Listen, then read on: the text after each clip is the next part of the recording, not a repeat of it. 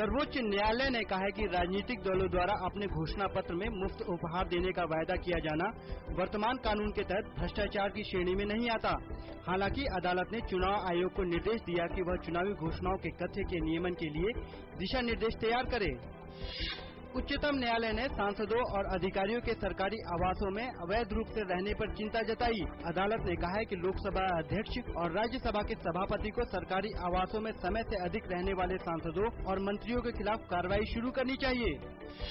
कांग्रेस ने कहा है कि उसने खाद्य सुरक्षा पर अध्यादेश लाकर जनता से किया अपना वादा पूरा किया है। पार्टी नेता अजय माकन ने कहा कि खाद्य सुरक्षा से देश के वित्तीय घाटे पर नहीं पड़ेगा कोई असर। नागर उड्डयन मंत्री अजीत सिंह ने कहा है कि जेट एयरवेज व आबू धाबी की एतिहाद एयरवेज के बीच होने वाला समझौता घरेलू और अंतर्राष्ट्रीय यात्रा करने वालों के लिए फायदेमंद साबित होगा। उन्होंने कहा कि इस समझौते में सभी मुद्दों पर विचार करने के बाद ही कोई निर्णय लिया जाएगा। केंद्रीय जांच ब्यूरो ने रेल घूसकांड मामले में पूर्व केंद्रीय मंत्री पवन कुमार बंसल को सरकारी गवाह बनाया। इस मामले में बंसल के भांजे विजय सिंगला और अन्य के खिलाफ सीबीआई ने आरोप पत्र किया दायर। उत्तर प्रदेश में भारी वर्षा और बिजली गिरने की घटनाओं में 4 लोगों की हुई मौत। मानसून के दौरान बाढ़ और बारिश से जुड़ी घटनाओं में अब तक कुल 88 लोगों की जानें गईं। गुजरात के खेड़ा जिले में एक दिन में 5 इंच से ज्यादा बारिश होने और ऊपरी इलाकों में भारी बारिश होने से कई इलाकों में हुआ जलभराव। खेड़ा जिले के नाडियाद और आनंद इलाकों में भी बारिश से जनजीवन हुआ प्रभावित। मिस्र में सेना ने मुस्लिम ब्रदरहुड के नेताओं के खिलाफ अभियान किया शुरू। मुस्लिम संगठन ब्रदरहुड के सदस्य पूर्व राष्ट्रपति मुर्सी इस समय अपने घर में नजरबंद। ब्रदरहुड के वरिष्ठ नेताओं को भी पकड़ा जा रहा है। सैकड़ों मुस्लिम ब्रदरहुड के नेताओं के खिलाफ गिरफ्तारी वारंट जारी किए गए।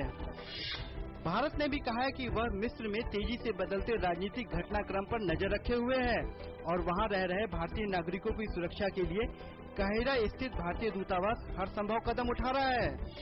वियना में हवाई अड्डे पर कई घंटे तक रोकने के बाद बोलिवियाई राष्ट्रपति एवो मोरेल्स अपने देश पहुंचे। यूरोप में उनके विमान का रास्ता कथित तौर पर इस संदेह के चलते बदला गया कि अमेरिका की खुफिया जानकारी लीक करने वाले एडवर्ड स्नोडेन को अपने साथ ले जा रहे हैं। चिली के तटवर्ती इलाकों में कल खराब मौसम की वजह से चेतावनी जारी की गई। तेज हवाएं और तरंगों की वजह से दक्षिणी अमेरिका के कुछ इलाकों में 7 मीटर ऊंची लहरों को देखा गया। यहां तक कि लहरें तटवर्ती इलाकों के रास्तों के पैदल फुट ओवर ब्रिज तक को छू गयी। अमेरिका में पिछले वर्ष आए भयंकर चक्रवाती तूफान सैंडी के कारण विश्व विरासत की सूची में शामिल स्टैच्यू ऑफ लिबर्टी को पर्यटकों के लिए फिर से खोला गया। सैंडी तूफान में इसे कोई नुकसान नहीं पहुंचा था, लेकिन जिस छोटे से टापू लिबर्टी आइलैंड पर यह स्थित है वह पूरी तरह तबाह हो गया था।